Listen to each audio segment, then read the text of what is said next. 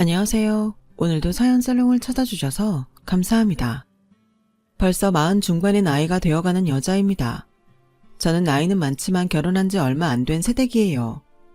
이 나이에 새댁이라고 제 입으로 말하는 것이 좀 민망하고 쑥스럽긴 한데 저에겐 남편과 결혼이 기적과도 같은 일이었기에 이렇게 사연을 써보게 되었어요. 저는 태어나면서부터 그리 환영받지 못하는 존재였어요.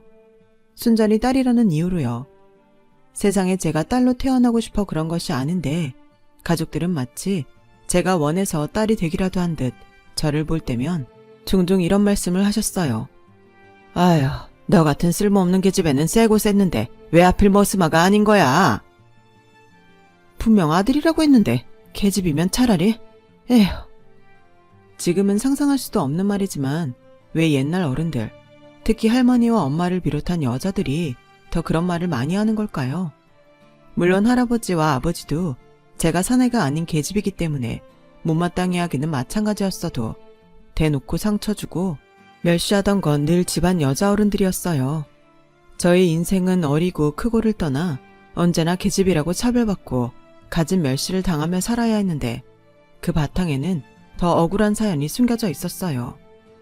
저희 집엔 제가 태어나기 전에 이미 언니만 4명이 있었고 엄마는 아들을 낳기 위해 정말 안 해본 짓이 없었다고 했는데 하필이면 저를 낳기 전에 용하다는 무당을 찾아간 것이 화근이었어요. 이번엔 분명히 아들이야. 방울 2개가 보여. 금줄 튼튼한 걸로 준비해. 정말요? 저 이번에 정말로 아들 낳을 수 있어요. 우리 산신령님을 못 믿는 거야. 분명 사내야. 이 말을 들은 저희 엄마는 마치 당장 아들을 낳기라도 한 듯 잔뜩 신이 나셨죠. 때마침 제가 들어서자 아들이라고 철석같이 믿었대요. 그런데 막상 낳고 보니 제가 기다리던 아들이 아닌 딸이었고 이번에는 분명 아들이라고 생각했기에 저희 엄마는 물론이고 온 집안 사람들이 충격을 받았대요.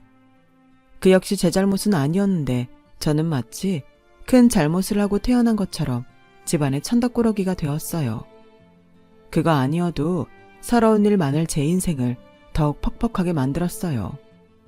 특히 엄마는 자신이 배 아파 낳은 자식임에도 불구하고 저에게 정 한 번을 주지 않아 보다 못한 큰언니가 엄마 대신 저를 챙기고 돌봐주었다는 말을 들었는데 그때 큰언니가 아니었다면 저는 어떻게 되었을까? 생각만 해도 아찔하기만 하네요. 어떻게 부모라는 사람들이 그럴 수 있을까요? 저는 나이가 이만큼 들어서도 그때의 저희 부모님을 이해할 수 없어요. 아니, 용서할 수 없어요. 하지만 그렇다고 그 어린애가 할 수 있는 일은 아무것도 없었고 그저 빨리 어른이 되어 집을 떠나는 날만 기다리고 또 기다릴 수밖에 없었어요. 다행히 엄마는 저를 낳고 1년 반 뒤에 남동생을 낳았어요. 어찌나 요란하게 잔치를 하는지 어린 꼬마였던 언니들이 남동생이 받는 대우가 부러우면서도 그 잔치 속에 속도 없이 좋아했었다는 말을 하더라고요. 저희 부모님은 집안에 아들이 없으면 큰일 나는 것으로 아는 사람들이었어요. 언젠가 너무 억울하고 서러워서 왜 아들과 딸을 차별하냐고 물어본 적이 있었는데 저희 엄마는 이렇게 말씀하셨죠. 그야 딸은 시집가면 끝이잖아. 아들은 부모도 복양하고 제사도 지내주고 그래서 집안에 아들은 꼭 있어야 하는 거야. 또 많으면 많을수록 좋은 거고. 아휴, 그때 네가 아들이었으면 얼마나 좋았니? 망할 점쟁이. 그때 분명 아들이라고 해놓고 내가 찾아가 한바탕 엎어버리려고 했는데 벌써 토끼고 없더라.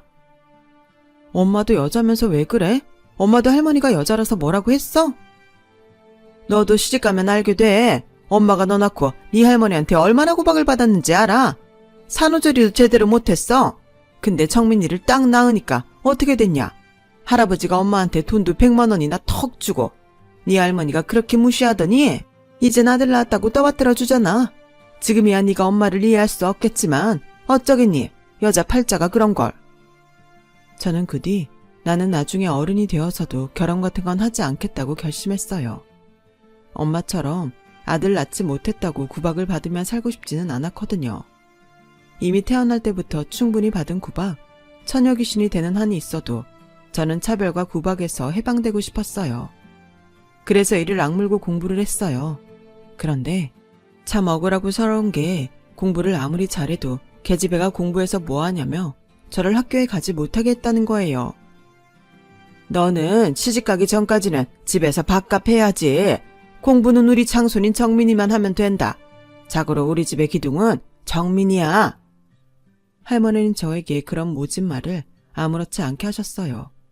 그리고 엄마도 할머니 눈치 때문인지 아니면 자기도 할머니와 같은 생각인지 제 편이 되어주지 않았는데 그럴 때마다 엄마는 저에게 원래 딸은 그런 거라니까. 억울하면 아들로 태어나지 그랬니? 그냥 네 팔자를 받아들여. 라고 하셨어요. 그래서 저는 저뿐만 아니라 다른 집 딸들도 다 그렇게 사는 줄 알았어요. 하지만 학교에 들어가 다른 친구들을 보니 딸이라고 예쁨 받고 귀하다고 대접받는 딸들도 많았고 상대적으로 비교가 되니 저는 더 비참함을 느껴야 했어요. 물론 제 위의 언니들도 저와 크게 다르진 않았죠. 언니는 화 안 나? 화 나지. 근데 뭐 우리가 힘이 있어. 그냥 어른 돼서 시집갈 때까지 참는 거야. 맞아. 나도 그래. 여기만 아니면 어디든 다 좋아. 큰언니를 봐. 중학교 졸업하자마자 아빠가 기숙사에 있는 공장으로 보냈잖아. 맞아. 나도 곧 있으면 중학교 졸업하는데 그럼 나도 언니처럼 공장에 가야겠지? 진짜 너무해. 우리가 뭐 정남이 학비 버는 시다발이야? 그래도 중학교까지 보내주는 게 어디야? 난 이제 그것도 가지 말라고 할까봐 무서워. 다른 애들은 학교 가는 날이 제일 싫다고 하는데 난 학교 못 갈까봐 걱정이라니까. 맞아요. 저도 그게 가장 걱정이었어요. 저는 기를 쓰고 공부를 했기에 선생님들이 참 예뻐라 해줬거든요.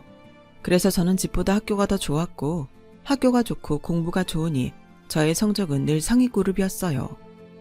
우리 현숙이는 머리도 좋아서 뭐가 돼도 정말 잘할 거야. 집에서도 좋아하시지? 선생님도 현숙이 같은 딸이 있으면 소원이었겠다. 운이 좋게 학년이 바뀔 때마다 저의 담임을 하던 여자 선생님은 저를 그렇게 말하며 칭찬하셨어요. 저는 그런 소리를 들을 때마다 선생님의 딸이 되고 싶다고 말하고 싶을 정도였죠. 그런데 계집애라고 학교에 가지 못하게 한다면 저는 누구한테 그런 칭찬을 받을 수 있겠어요. 그래서 저는 최대한 집안 어른들의 신기를 건드리지 않았어요. 그래서 무사히 중학교까지는 졸업할 수 있었는데 위에 언니들이 그랬듯 고등학교 진학은 언감생심, 꿈도 꾸지 못했어요. 계집애가 그만큼 배웠으면 됐다. 옛날 같으면 국민학교 문턱에도 못 가는 계집애야. 계집애가 배운 게 많으면 사는 게 골아프다. 이제 너도 언니들 따라서 돈 벌어. 너도 그동안 키워준 값은 해야지. 저 그동안 밥값 충분히 하고 살았어요. 밥 매라고 하면 밥 매고 집안일 하라고 하면 했잖아요. 엄마 정말 너무해요. 뭐? 네가 밭을 맨다고 돈이 나와? 네가 살림을 한다고 돈이 나오냐고. 억울하면 시집가. 지금 생각해도 손이 파르르 떨려요. 요즘 같으면 상상도 할 수 없는 일인데 그 소리를 듣고 저희 엄마는 괜히 본전도 못 찾을 걸 멍청하다고 저를 타박하셨어요. 다른 집 엄마 같으면 편이라도 들어주거나 덜혼나게 막아라도 줄 텐데 저희 엄마는 때리는 시어머니보다 말리는 시누이가 더 밉다고 저를 봐도 못 본 척했고 오히려 저를 남동생과 비교하며 이렇게 말했어요. 삼신할머니도 진짜 너무해. 공부머리를 주려면 우리 아들한테 줘야지. 왜 아무짝에 쓸모도 없는 쟤한테 줬을까? 우리 집 장손이 잘 돼야 우리가 잘 되는 건데 이게 다 저놈의 기집애가 우리 아들 목까지 다 뺏어서 그래. 팔자도 독한 년? 저는 엄마한테 그 소리를 듣고 정말 집을 나가야겠다고 생각했어요. 그래서 집을 나가기 전에 중학교 선생님을 찾아가 펑펑 울며 하소연을 했고 저의 사연을 들은 선생님은 그런 제가 가여웠는지 저의 학비를 대신 내주시겠다고 하셨어요. 대신 저에게 한 가지만 약속을 하자고 하시면서요. 선생님은 아직 어린이가 그렇게 힘들게 사는지 몰랐어. 공부를 그렇게 좋아하는데 선생님이 학교 보내줄게. 대신 공부 진짜 열심히 하는 거다. 세상엔 공부만 잘해도 할 수 있는 일이 무궁무진하게 많아. 선생님은 우리 현숙이가 기회만 있으면 뭐든 할 수 있을 거라고 믿어. 선생님이랑 약속할 수 있지? 저는 산타도 믿지 않고 하나님도 믿지 않지만 저에게 그날 선생님은 산타였고 하나님이었어요. 그리고 나중에 알게 된 사실인데 선생님도 그리 형편이 넉넉하지는 않았더라고요. 그런데요, 제가 선생님의 도움으로 고등학교에 진학할 수 있게 되자 집에서는 난리가 났고 할머니, 엄마, 아빠, 할아버지까지 무슨 꿍꿍이로 그러냐며 목에 핏대를 세우는데 누가 저의 가족인지 의심스럽더라고요. 아무튼 그런 우여곡절 끝에 저는 고등학교에 진학했어요.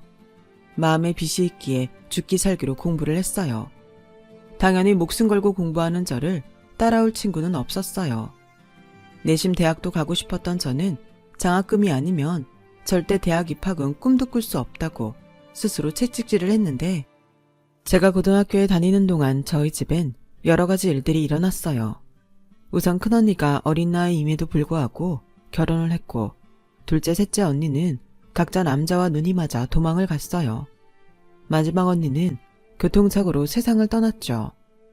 그리고 할머니와 할아버지가 3개월 차이로 돌아가셨고, 남동생은 공부를 지지리 못해 집에서 멀리 떨어진 이름도 생소한 고등학교에 겨우 입학을 시켰는데, 남동생한테는 미안하지만 저런 것도 아들이라고 싸고 드는 엄마 아빠, 참 한심스럽게 느껴졌죠.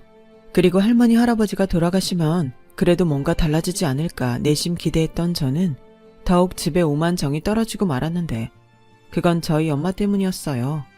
그때 알았어요.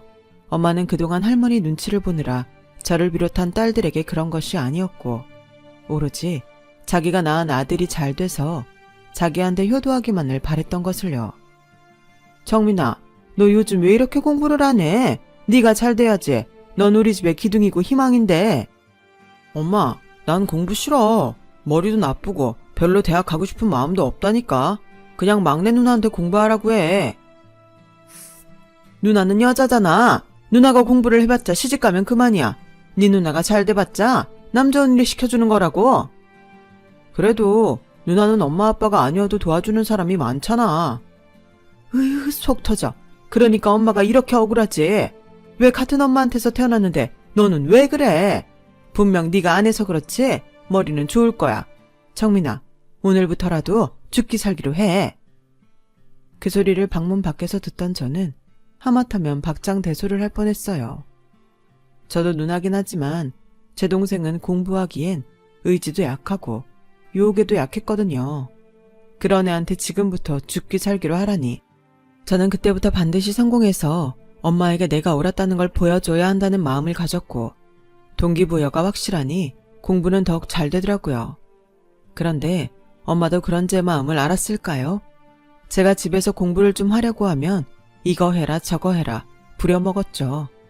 제가 밤늦게까지 공부를 하면 무슨 전기가 그렇게 아까운지 꼭 큰 소리가 났어요. 아니, 돈 한 푼 못 벌어오는 게 어디서 전기를 펑펑 써. 이래서 집안에 암탉 율면 망한다는 거야. 너 그만 나대라. 책가방이고 교과서고 확 다 찢어버리기 전에. 네가 공부한다고 설치니까 네 동생이 마음을 못 잡는 거 아니야. 저는 그런 온갖 서름을 받으며 고등학교 졸업을 앞뒀어요. 나름 자신이 있어 대학 원서를 부모님 몰래 냈는데, 그래도 하늘만큼은 저의 편이었는지 저는 원하던 서울대에 들어갈 수 있게 되었어요. 하지만 전혀 생각하지 못한 문제가 있었으니 그건 등록금이 아닌 다른 돈이었죠. 저는 장학금만 받으면 다 되는 줄 알았는데 생각보다 대학을 간다는 건 돈이 많이 드는 일이더라고요. 그렇다고 여태 저를 도와준 선생님에게 또 도움을 바랄 수는 없는 노릇이고, 저는 난감할 수밖에 없었는데 결혼한 큰언니가 뜻밖의 저의 졸업식에 찾아왔어요. 아무도 제 졸업식에 오지 않을 거라고 생각했는데 언니는 어디서 알았는지 제 졸업식에 꽃다발을 들고 찾아와 주었고, 여태 저에게 학비를 대준 선생님도 함께 자리를 가졌는데, 언니가 먼저 저에게 돈 봉투를 건네주었어요. 이거 받아. 대학만 붙으면 뭐해? 가서 방도 없고 교재도 사려면 돈이 필요하잖아. 집에서 너한테 그런 돈을 해줄 리도 없고, 언니가 그동안 아무것도 못 해줬지만 이건 언니가 꼭 해주고 싶어서 모았어. 언니 고마워. 나 솔직히 걱정 많이 했어. 대학 붙었는데 돈 없어서 못 가는 거 아닌가 무서웠어. 언니, 나 이 은혜 꼭 갚을게. 진짜 꼭 갚을게. 나 진짜 언니 아니었음 어떻게 살아나 싶은데 언니가 나 여러 번 살려준다. 정말 고마워. 그리고 선생님, 정말 감사했습니다. 꼭 성공해서 그동안 도와주신 은혜 몇십 배로, 아니 몇백 배로 갚을게요. 두 사람 아니었으면 어떻게 살았을까 상상도 안 돼요. 현수가, 선생님이 너한테 바라는 건 딱 하나야. 네가 너의 재능을 펼치면서 행복하게 사는 거. 그거면 선생님은 충분해. 넌 내 제자잖아. 그것도 아주 대견하고 자랑스러운 제자. 세상에 이런 제자가 있는 선생님이 몇이나 되겠니? 오히려 선생님은 3년 동안 잘해준 네가 고마워. 저는 이렇게 또 도움을 받고 꿈에서 바라던 집을 나올 수 있게 됐어요. 제가 대학이 있는 서울로 가겠다고 하자 저희 엄마와 아빠는 저를 막으며 여태 키워준 값을 내놓을 거 아니면 갈 생각도 하지 말라고 하는데 이즈음 되니까 정말 이 사람들이 제 친부모가 맞는지 의심스럽더라고요. 저는 마치 도망치듯 집을 나왔어요. 그래서 가져온 짐은 옷가지랑 언니가 준 돈이 전부였고 저는 다시는 집에 돌아오지 않겠다는 마음으로 진정한 독립을 하게 되었어요. 비록 생활비를 벌어야 해서 아르바이트를 하며 공부하는 가난한 대학생이었지만 차별과 멸시가 없는 이 세상이 저는 천국과도 같았어요. 그리고 언니와 선생님에게 약속했듯 성공하기 위해 대학에 들어와서도 그 흔한 미팅도 하지 않고 또 공부에 열을 올렸는데 이런 저를 보고 같은 학과 동기들은 혀를 내둘렀어요. 넌 공부가 그렇게 좋아? 난 대학 오르고 평생 할 공부를 다 해서 이젠 하기 싫어. 이젠 캠퍼스 생활을 누려야지. 아까운 시절 다 간다. 저는 그런 말을 하는 친구에게 그냥 미소로 대답을 대신했어요. 저는 4년 동안 장학금을 받지 못하면 대학에 계속 다닐 수 있는 몸이 아닌데 그런 사정을 누가 알겠어요. 그렇다고 저 역시 자존심이 있으니 표내고 싶지 않았고요. 그렇게 저는 공부가 아니면 안 된다는 마음으로 4년을 살았어요. 비록 4년 동안 마음 한번 편히 놓고 살지 못했지만 그런 노력 덕에 저는 우수한 성적으로 대학을 졸업할 수 있게 되었고 교수님들도 저를 좋게 봐주셔서 꿈에 그리던 공기업에 추천을 받아 들어갈 수 있게 됐어요. 성적도 좋고 토익 점수도 좋고 교수님 추천서도 있었으니 그야말로 취업에는 저를 넘어설 자가 없었죠. 그런데요, 이즈음 저는 집 생각이 났어요. 당연히 그리움과 같은 그런 감정이 아니라 정반대로 당신들 도움 없이도 나는 이렇게 훌륭한 직장에 들어가 초봉부터 높은 연봉을 받게 되었다고 말하고 싶었거든요. 그래서 첫 월급을 받은 날 저는 금이환영하듯 선물과 먹거리를 사들고 집으로 갔어요. 그리고 때마침 집에 놀러온 이웃 아주머니가 엄마와 함께 계셨는데 저를 보시고는 반가운 듯 호들갑을 떠시며 이렇게 말씀하셨어요. 어머, 누구야? 현숙이잖아. 너 서울대 갔다는 말은 들었는데 신수가 아주 훤해졌구나. 그래, 취직은 했니? 네, 저 공기업에 다니고 있어요. 어머나 세상에, 거기는 가고 싶다고 아무나 갈 수 있는 데가 아니잖아. 자기 정말 좋겠다. 맨날 재수하는 아들 생각하지 말고 이렇게 혼자 자라는 딸도 생각해. 얼마나 대견해. 대견하기는 무슨? 너 여기 왜 왔어? 좋은데 취직했다고 자랑하러 왔냐? 어머, 미숙 엄마 왜 그래? 오랜만에 딸이 엄마 보고 싶어서 왔는데. 나는 이만 가볼 테니까 좋은 시간 보내. 맛있는 것도 좀 해주고. 알았지? 무슨 개코 같은 소리야. 내 아들 입에 들어가는 것도 아닌데. 엄마, 오랜만에 본 딸한테 할 소리가 그것밖에 없어? 그래, 없다. 난 너 같은 계집이 성공하는 건 바라지도 않아. 어차피 넌 시집가면 남이잖아. 네가 우릴 모실 것도 아니고 우리 죽으면 제사를 치러줄 것도 아닌데 난 필요 없어. 혹시나 했는데 역시였네. 알겠어. 그리고 이왕 산 거니까 두고 갈게. 버리든지 먹든지 마음대로 해요. 야, 그래도 자랑질하러 집에 왔는데 이게 다야? 돈봉투 같은 건 없어? 돈봉투? 그래, 딸 자식이 집에 오면서 그런 것도 준비 안 한 거야? 그리고 원래 시집가기 전엔 돈 벌면 집에 따박따박 돈도 붙이는 거야. 네 언니들 공장에서 일하면서 다 그랬는데 너만 안 하려고? 내가 왜 돈을 보내야 하는데? 왜긴, 내가 너 세상 빚보게 해줬잖아. 누구 덕에 네가 그러고 사는데? 저는 어이가 없었어요.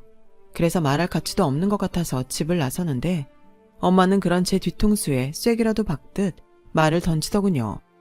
계좌번호 보낼 테니까 다음 달부터는 돈 붙여라. 공기업인지 뭔지 그렇게 대단한 곳이면 돈은 많이 받겠네. 싫어. 절대 안 보낼 거야. 그거 보내봤자 고마워하지도 않을 거고 몽땅 정민이 밑으로 들어갈 텐데 내가 미쳤어? 욕심만큼 못돼 먹으냐. 넌 낳아주는 애를 이렇게 갚냐? 원에서 태어난 게 아닌데 엄마는 마치 큰 장사를 한 듯 저에게 돈돈거리셨어요. 뭐 대충 예상은 했어요. 그래도 이렇게 내가 잘 살고 있다는 것을 보여주고 싶었을 뿐이죠. 저는 그 후 스스로 고아라는 생각을 하며 살았어요. 그동안 치열하게 살아서인지 직장 생활은 저에게 전혀 힘든 일이 아니었고 오히려 뒤늦게 누리는 여유와 퇴근 후에 저를 돌보는 시간이 너무나도 소중했어요. 세상에는 이렇게 재미있는 일이 많구나. 그런 것을 느끼며 감탄하던 시간들이었죠. 그리고 3년 정도 지났을까? 남동생이 저를 찾아왔어요. 누나, 오랜만이지? 잘 지냈어? 근데 네가 여기까지 무슨 일이야? 저는 갑작스럽게 찾아온 동생이 마냥 반갑지는 않았어요. 분명 어떤 목적이 있지 않고서야 저를 찾아올 리가 없었으니까요. 그래서 긴장을 하고 동생이 하는 소리를 듣고 있는데 기가 차고 어이가 없어서 말이 안 나오더군요. 집에서는 계속 취직하라고 하는데 난 조직 생활이 몸에 안 맞아. 난 아무래도 사장님 타입인 것 같아. 가게를 하든가 아니면 사업을 하든가 하고 싶은데 집에는 돈이 없대. 그래서 누나들 중에 가장 잘 사는 막내 누나를 찾아왔지. 돈 달라고? 빙고. 역시 똑똑해. 누나, 나한테 투자 좀 해라. 그동안 돈 좀 모았지? 진짜 웃긴다. 너도 엄마 아빠 닮아가냐? 네 말대로 나 똑똑해. 내가 너한테 돈을 주겠니? 그럴 거라고 믿고 여기까지 왔다니 너무 당황스럽다. 에이, 가족끼리 왜 그래? 그리고 내가 그냥 달라고 했어? 빌려달라고. 초기 자본이 있어야 뭘 해보든지 할 거잖아. 됐어. 조직 생활도 몸에 안 맞는 네가 무슨 조직을 만들어? 너 줄 돈 없으니까 돌아가. 저는 누나답게 동생을 타일렀어요. 그러자 다음날 동생에게 무슨 말을 들었는지 엄마는 저에게 전화를 해서 심한 욕설과 함께 이래서 딸 자식은 키워봤자 소용없는 거야. 네 동생이 오죽하면 너한테 찾아갔었어? 독한 년. 이라고 말씀하셨고 이젠 하도 들어서 그런지 별로 상처가 되지도 않았어요. 그렇게 저는 가족과 엮일 바에는 결혼도 하지 않겠다는 마음으로 제가 하는 일에만 충실했죠. 혼자 여행도 다니면서 저희 시간을 소중하고 알차게 보냈는데 사람의 인연이란 게 정말로 존재하는지 저는 여행을 하다가 운명의 남자를 만나게 되었어요. 그 사람이 지금의 남편이에요. 남편과 처음 만난 곳은 프랑스였어요. 저는 여행이었고 남편은 사업차 출장을 와 있었는데 시간이 비어서 잠깐 관광을 하고 있었다고 했어요. 타국에서 같은 한국인을 만나니 어찌나 반갑던지. 패키지 여행은 너무 고단해서 혼자 훌쩍 떠나왔는데 이렇게 남편을 만나게 될 운명이었나 봐요. 저와 남편은 루브르 박물관에서 만났어요. 처음엔 그냥 비슷한 동양인이라고 생각했는데 박물관을 나와 커피를 한 잔 마시러 가게에 들어가니 한국말을 하는 것을 들을 수 있었어요. 괜히 귀가 쫑긋하고 시선이 갔는데 남편 역시 제가 같은 한국인 같아 시선이 갔다고 하더라고요. 그래서 저희는 누가 시키지도 않았는데 눈이 마주쳤고 가볍게 웃으며 몇 마디 나누다 커피도 함께 마시게 되었어요. 처음 이성 남자와 그것도 타국에서 그런 시간을 보내니 마치 마법에 걸린 듯한 느낌이 들더군요. 이 남자 역시 이 시간이 특별했다며 저희는 연락처를 주고받게 되었어요. 한국에 돌아와 동료들에게 프랑스에서 있었던 말하니 처음엔 그런 식으로 접근하는 사기꾼도 많다며 조심하라는 말을 들었어요. 그 말을 들으니 덜컥 겁이 나서 연락을 못하고 있는데 남편에게서 먼저 연락이 왔어요. 하지만 이미 사기일 수 있다는 불신으로 예전 같지 않았던 저는 남편에게 호의적이지 않았죠. 남편은 그런 저에게 거리감을 느꼈는지 그렇게 저희의 만남은 흐지부지 되는 듯 보였는데 운명은 운명인지 3개월 뒤 저는 스페인에서 남편을 또 만나게 되었어요. 그리고 그곳에서 남편에게 동료에게 들은 이야기를 해줬고 남편은 박장대소를 하며 자신의 명함을 주었어요. 그 일 때문인지 남편은 저를 만나면 무조건 돈은 자기가 내려고 했어요. 내가 여기서 얻어먹거나 뭔가 또 받으면 의심할 수 있잖아요. 아니, 이젠 믿어요. 그래요. 계속 믿어줘요. 내 입으로 내가 좋은 사람이라고 말할 순 없지만 적어도 현숙 씨한테는 좋은 사람이고 싶으니까. 그리고 이 정도는 내가 충분히 낼 수 있어요. 남편은 그렇게 저에게 매일같이 좋은 사람이었어요. 한국에 돌아와서도 바쁜 저를 위해 항상 시간을 맞춰줬고 늘 회사 앞에서 저를 기다려 좋은 곳과 맛있는 음식이 있는 곳으로 저를 안내했어요. 그리고 나중에 알았는데 남편은 저를 만나기 위해 바쁜 일들을 미리 끝내려 늘 무리를 했었더라고요. 휴일에 저를 만나지 않으면 그때는 아예 집에 돌아갈 생각도 하지 않고 일만 했다는데 이런 남자에게 반하지 않을 여자가 어디 있겠어요. 저는 남편을 아주 많이 사랑했어요. 남편도 저를 아주 많이 사랑했죠. 남편은 제가 여자여서 차별받고 힘들게 살아온 이야기를 듣고는 잠깐 화장실에 다녀오겠다고 했어요. 그런데 그렇게 화장실에 다녀오겠다고 하던 남편은 저 멀리서 크고 예쁜 꽃다발을 들고 나타났어요. 퉁퉁 부은 눈을 하고요. 이게 다 뭐야? 그리고 얼굴이 왜 그래? 주책맞게 자꾸 눈물이 나와서 나 좀 엉망이지? 미안. 그래도 이 꽃은 받아주라. 앞으로 남은 시간은 여왕처럼 내가 대접하면서 살게. 뭘 이렇게까지? 누가 보면 청혼하는 줄 알겠다. 맞아, 청혼하는 거야. 나랑 앞으로 평생 행복하지 않을래? 물론 매일 행복하진 않고 어떤 날은 지지고 볶고하겠지만 나 이제 좋은 남자 아닌 좋은 남편이 되고 싶어. 나랑 결혼해주라. 저는 난생 처음 받아보는 청혼에 넋을 잃고 말았어요. 연애 기간만 4년을 넘기면서 자연스럽게 결혼에 대해 기대도 했었지만 고아처럼 자란 저를 가족으로 받아주는 것이 쉬운 일은 아니잖아요. 그런데 이 남자는 저의 아픈 상처를 알고도 결혼을 하자니 너무 감동이더라고요. 그런데 막상 결혼을 준비하니 한 가지 걸리는 부분이 생겼어요. 바로 저를 쓸모없다 여기는 부모님이었죠. 시댁에선 저의 사정을 듣고 처음엔 상견례를 생략할까 하셨지만 그래도 결혼은 중요한 일이니 형식적으로라도 상견례를 하자고 하셨어요. 물론 부담은 갖지 말라고 하셨지만 저는 가슴이 철렁했죠. 그리고 부모님에게 이제와 결혼을 하니 상견례와 결혼식에 참석해달라고 이야기를 해야 한다 생각하니 차마 입이 떨어지지 않았죠. 그래도 어쩌겠어요. 말이라도 해보자 하는 심정으로 엄마에게 오랜만에 전화를 걸었는데 제가 상견례 이야기를 꺼내자마자 아주 팔짝팔짝 뛰더라고요. 뭐? 상견례? 웃기고 자빠졌네. 네가 자식 노릇을 했어? 왜 이제 와서 우리한테 부모 노릇을 하래? 됐어. 우린 안 갈 거야. 너 혼자 대학도 가고 그 좋은 직장도 혼자 들어갔잖아. 그럼 시집도 혼자 가면 되겠네. 어떤 논팽인지 뭔지 모르지만 분명 네 간판 보고 딴 마음 품었을 거다.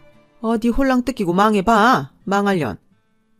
처음부터 호락호락하진 않을 거라고 생각했는데 엄마의 그 말은 좀 마음이 아팠어요. 그런데 다음날 엄마에게 들었는지 평생 전화 한 번 하는 법이 없던 아버지가 전화를 하셨고 그래도 상견례인이 참석하겠다고 날짜랑 장소를 알려달라고 하시더라고요. 엄마가 알면 싫어할 텐데요. 그냥 안 오셔도 돼요. 아니다. 그래도 자식이 결혼을 하는데 부모가 그럼 되겠니? 나도 뭐 너한테는 잘한 게 없단 걸 안다. 근데 시간이 지나니 조금은 알겠다. 네 동생은 집안 돈 엄마 쌈짓돈 몽땅 말아먹고 가게 하나 한다고 저리 빌빌거리는데 너는 네 힘으로 모든 걸 다 했으니 아버지가 미안하다. 뜻밖이었어요. 제 기억 속 마지막 아버지의 모습은 제가 대학을 가겠다고 하자 엄마와 함께 저를 못 가게 막은 모습이었는데 아마 제가 모르는 시간 동안 아버지는 늙고 약해지면서 많은 생각을 했던 것 같아요. 아무래도 남동생이 생각보다 잘 되지는 않은 것이 컸겠죠. 그렇게 마련된 상견례장. 아버지만 나올 줄 알았는데 어떻게 설득했는지 잔뜩 심술궂은 얼굴로 엄마가 아버지 옆에 앉아 계셨고 남동생도 무슨 콩고물이라도 주워 먹겠다는 듯 따라왔는데 조금 늦게 도착한 예비 시아버지를 보는 순간 엄마와 남동생의 얼굴이 딱딱하게 굳어졌어요. 그리고 그 다음에는 들리는 말에 저도 놀라움을 숨길 수 없었죠. 사장님, 어떻게 여기에? 저야말로 놀랐네요. 그동안 그렇게 보려고 해도 못 보던 두 분을 여기서 다 보고. 아니 그게... 벌써 월세가 몇 달이 밀렸는지 아시죠? 이젠 까먹고 싶어도 까먹을 보증금이 없습니다. 이야기인즉 저희 예비 시아버지는 엄마가 계약하고 남동생이 운영하는 닭갈비집이 있는 건물에 건물 주셨어요. 그런데 불황이라 그런지 아니면 가게에 다른 문제가 있는지 장사는 영 시원치 않았고 매달 내야 하는 월세를 밀리다 보증금을 다 까먹어버려 도둑 장사를 하고 있었다는 거예요. 그게 일부러 그런 것이 아니고요. 요즘 경기가 워낙 안 좋다 보니까. 엄마는 시아버지를 비롯한 시댁 식구 앞에서 거의 엎드리듯 몸을 낮추고 쩔쩔맸어요. 근데 남동생은 그새 계산을 했는지 이렇게 말하더군요. 사장님, 저 한 번만 믿어주세요. 투자한다 생각하시고 기다려주시면 그 은혜 잊지 않겠습니다. 저도 이제 사장님의 가족이 되는 거잖아요. 우리 누나가 결혼하면 저도 사돈이 되는 거니까요. 어머, 맞다. 정말이네. 사돈, 이렇게 부탁드릴게요. 가족이니까 봐주실 수 있잖아요. 우리 애가 시기를 못 타서 그렇지 참 똑똑하고 야무지답니다. 그래요. 그럼 네 한번 봐드리죠. 그런데요, 조건이 하나 있습니다. 시아버지는 무슨 생각이신지 저도 부끄러운 저희 엄마와 동생에게 쉽게 그러겠다고 하셨고 그 조건이라는 것을 말씀하시는데 저는 그만 눈물을 쏟고 말았어요. 듣자 하니 우리 집 며느리 될 아이가 상처가 많은 것 같습니다. 요즘 세상에 아들, 딸 차별이라니 저도 같은 부모로서 이해가 가지 않고 마음이 아프더군요. 저렇게 장하고 대견한데. 그래서 말입니다. 제 며느리에게 사과를 하세요. 무릎 꿇고 제대로 비세요. 그쪽 딸이긴 하지만 이젠 제 하나밖에 없는 며느리입니다. 저는 제 며느리 가슴 아프게 하는 사람 절대 봐줄 생각이 없어요. 그러니 당장 쫓겨나기 싫으시면 여기서 사과하시죠. 시아버님은 단호하셨어요. 그리고 저희 아버지도 아무 말도 하지 못하셨고요. 저희 엄마는 차마 자존심 때문에 시아버지가 하라는 대로 무릎 꿇지 못했지만 남동생은 이게 기회다 싶었는지 덜썩 무릎을 꿇었고 자존심 때문에 이러지도 저러지도 못하는 엄마에게 빨리 자기처럼 무릎을 꿇으라고 닥달을 하더군요. 뭐해, 빨리 꿇어. 사장님이 봐준다고 하시잖아.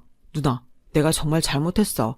나 앞으로 평생 누나한테 충성하면서 살게. 이건 다 누나 덕이야. 누나가 우리 살렸어. 엄마 뭐해? 빨리 엄마도 누나한테 빌어. 시끄러. 내가 왜 쟤한테 그런 소리를 하냐? 그러세요. 그럼 지금 당장 가게 빼시는 걸로 알겠습니다. 아니에요, 사장님. 하겠습니다. 미안하다. 내가 그동안 너한테 못할 짓 많이 했다. 다시는 안 할 테니 애미를 용서해라. 딸은 시집가면 남이라더니 용서하고 자시고 할 게 뭐가 있나요? 저는 앞으로 친정 없다고 생각하고 살 거예요. 우린 이제 남이잖아요. 쓸모없는 계집이라고 하더니 제 덕은 보고 싶으세요? 현수가, 아빠도 너한테 용서를 비마. 그동안 미안했어. 그냥 우리가 옛날 사람이고 아둔한 사람이라 그랬다. 네가 쓰면 못 박는 건지 알면서도 다 그러고 사는 줄 알았어.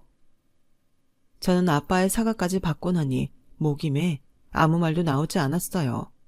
그러자 시아버지는 저의 손을 꼭 잡고 또 남편의 손을 꼭 잡으며 이런 말씀을 해주셨는데 저는 지금도 그 말씀을 잊지 않고 새기고 또 새기고 있답니다. 사람이 한치 앞을 못 본다. 분명 니네 부모님은 너한테 큰 잘못을 했어. 하지만 그렇다고 낳아주신 부모님의 은혜까지 저버려서는 안 돼. 이렇게 너한테 용서를 빌었으니 너도 너희 부모님께 기회를 드려. 그래야 나중에 네 마음도 편하다. 시아버지는 그 말씀을 끝으로 저희 엄마에게 다시는 저를 괴롭히지도 모욕적인 말을 하지도 않겠다는 각서를 받으셨어요. 그리고 상견례를 마치고 드디어 결혼식을 올렸고 시어머니는 저를 찾아와 품에 꼭 안아주시더니 이런 말씀을 해주셨죠. 아가, 드디어 이제 네가 내 며느리가 됐구나. 그동안 마음고생 몸고생 많았지? 이젠 내가 너를 딸처럼 귀하게 여기마. 나는 아들 하나밖에 없어서 너 같은 딸을 꼭 갖고 싶었거든. 하늘이 드디어 오늘 내 기도를 들어주시는구나. 우리 앞으로 잘 지내자. 그 후 저는 정말로 시어머니와 친엄마, 친딸 같은 사이로 지내고 있어요. 뭐든 좋은 것을 보면 시어머니는 제 생각이 난다고 하셨고 고생은 그동안 많이 했으니 이젠 사랑받고 누리고만 살라고 하시는데 제가 무슨 복이 이리 많나 싶어요. 그리고 저는 결혼 후 은혜를 입은 큰언니와 선생님에게도 나름의 보답을 하며 감사의 마음을 전했는데 오히려 언니와 선생님은 제가 이젠 행복할 수 있게 되어 다행이라며 자기 일처럼 기뻐하셨어요. 이제 보니 저의 주변엔 정말 고마운 사람들이 많았음을 새삼 깨닫게 되었어요. 비록 저를 낳아준 친부모에겐 잊을 수 없는 온갖 수모를 다 겪어야 했지만 그런 시간이 있었기에 지금의 이 감사가 얼마나 크고 소중한지 알 것 같습니다. 저는 앞으로 제가 받은 고마움을 제 주변 사람들에게 똑같이 베풀며 살려고 해요. 이미 너무 많은 복을 받아 이걸 어떻게 다 갚을까 벌써부터 걱정이 되기도 한데 이런 마음으로 호호 할머니가 될 때까지 남편과 함께 좋은 일 많이 하자고 약속을 했네요. 부디 이 약속이 끝까지 지켜지길 바라며 지금까지 저의 이야기 들어주셔서 대단히 감사합니다. 오늘도 내일도 건강하시고 행복하세요. 여러분, 사연 댓글의 응원과 현명한 조언 부탁드려요. 좋아요와 구독은 저에게 큰 힘이 됩니다. 오늘도 좋은 일 가득하세요.